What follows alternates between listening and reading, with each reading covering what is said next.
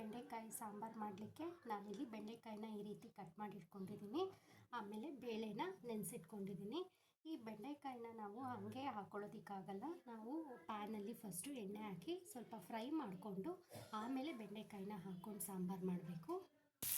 ಬೆಂಡೆಕಾಯಿ ನೀಟಾಗಿ ಫ್ರೈ ಆಗಬೇಕು. ಇದು ಬೇಗ ಫ್ರೈ ಆಗಲಿಕ್ಕೆ ನಾವು ಟಿಪ್ಸ್ ಬಳಸ್ಬೋದು. ಏನಂತ ಅಂದರೆ ಸ್ವಲ್ಪ ನಿಂಬೆಹಣ್ಣನ್ನು ಹಿಂಡ್ಬೋದು, ಇಲ್ಲ ಅಂತಂದರೆ ಹಸಿಮೆಣ್ಸಿನ್ಕಾಯಿನ ಸ್ಪ್ಲಿಟ್ ಮಾಡಿ ಹಾಕಿದ್ರೆ ಬೇಗ ಫ್ರೈ ಆಗುತ್ತೆ. ಈ ಲೊಳೆ ಏನಿರುತ್ತೆ ಅದನ್ನೆಲ್ಲ ಬೇಗ ಬಿಟ್ಕೊಳ್ಬೋದು. ನಾನಿಲ್ಲಿ ನಿಂಬೆಹಣ್ಣನ್ನು ಸ್ವಲ್ಪ ಹಿಂಡಿದ್ದೀನಿ, ಸೊ ಬೇಗ ಫ್ರೈ ಆಗುತ್ತೆ. ಬೆಂಡೆಕಾಯಿ ಏನು ಫ್ರೈ ಆಗಿದೆ, ಇವಾಗ ಇದನ್ನು ಬೇರೆ ಪಾತ್ರೆಗೆ ಟ್ರಾನ್ಸ್ಫರ್ ಮಾಡ್ಕೊಳ್ಳೋಣ. ಅಂದರೆ ಸಾರಿನ ಪಾತ್ರೆಗೆ ನಾವು ಟ್ರಾನ್ಸ್ಫರ್ ಮಾಡ್ಕೊಳ್ಳೋಣ.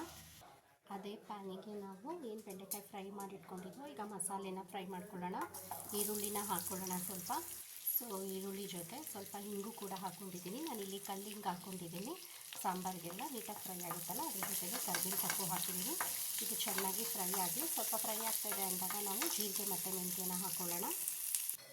ಅದೇ ಈರುಳ್ಳಿ ಫ್ರೈ ಆಗಿರೋದಕ್ಕೆ ನಾನು ಸ್ವಲ್ಪ ಜೀರಿಗೆ ಮತ್ತು ಸ್ವಲ್ಪ ಮೆಂತ್ಯ ಹಾಕ್ಕೊಂಡು ಫ್ರೈ ಮಾಡ್ತಾಯಿದ್ದೀನಿ.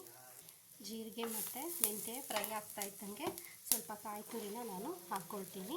ಕಾಯಿ ತುರಿ ನಾನು ಇಲ್ಲಿ ಸ್ವಲ್ಪ ಮುಂಚೆನೇ ಲೈಟಾಗಿ ಫ್ರೈ ಮಾಡಿ ಇಟ್ಕೊಂಡಿದ್ದೀನಿ.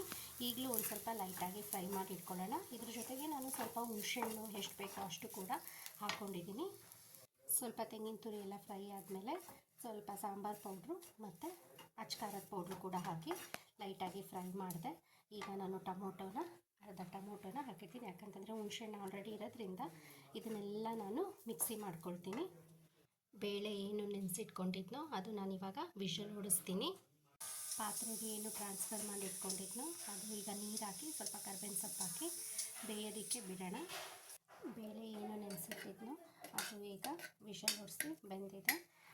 ಈ ಪಾತ್ರೆಯಲ್ಲಿ ಬೆಂಡೆಕಾಯಿ ಬೇಯ್ತಾ ಇದೆಯಲ್ಲ, ಸೊ ಇದಕ್ಕೆ ನಾನು ಬೇಳೆನ ಹಾಕ್ತೀನಿ. ಬೇಳೆ ಹಾಕಿದ್ಮೇಲೆ ಸ್ವಲ್ಪ ಅರಿಶಿನ ಮತ್ತು ಸ್ವಲ್ಪ ಉಪ್ಪು ಹಾಕಿ ಮತ್ತು ಬೇಯಕ್ಕೆ ಬಿಡ್ತೀನಿ. ಈ ಬೆಂಡೆಕಾಯಿಗೆಲ್ಲ ಸ್ವಲ್ಪ ಉಪ್ಪೆಲ್ಲ ಸೇರ್ಕೋಬೇಕಲ್ಲ, ಸೊ ಹಂಗಾಗಿ ಪಾತ್ರೆನ ಪ್ಲೇಟ್ನ ಕ್ಲೋಸ್ ಮಾಡಿ ಇಡ್ತೀನಿ. ಬೇಳೆ ಜೊತೆ ಬೆಂಡೆಕಾಯಿ ಬೆಂದಿದೆ ಸ್ವಲ್ಪ.